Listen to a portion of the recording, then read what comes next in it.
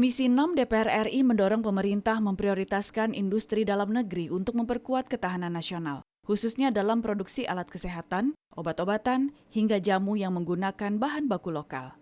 Anggota Komisi 6 DPR RI Sondang Tiar Deborah Tampu Bolon mengatakan, perekonomian nasional sedang mengalami tekanan di berbagai bidang.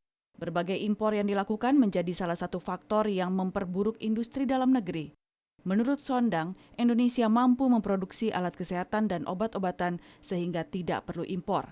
Untuk itu, Sondang mendorong koordinasi Kemenperin dan Kemendak dalam mendorong industri dalam negeri sehingga Indonesia dapat mandiri di berbagai bidang.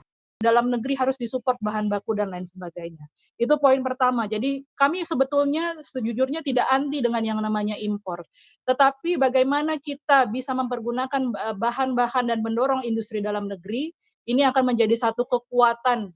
Anggota Komisi 6 DPR RI Daeng Muhammad mengatakan, pandemi yang terjadi mendorong kemandirian bangsa mulai dari sektor pangan, farmasi hingga tekstil. Untuk itu, Daeng mendorong pemerintah memperkuat bahan baku dalam negeri dengan memaksimalkan sumber daya alam Indonesia agar seluruh keperluan bahan baku industri dapat terpenuhi. Keputusan politik yang dikeluarkan oleh pemerintah adalah keputusan politik yang berpikir visi ke depan.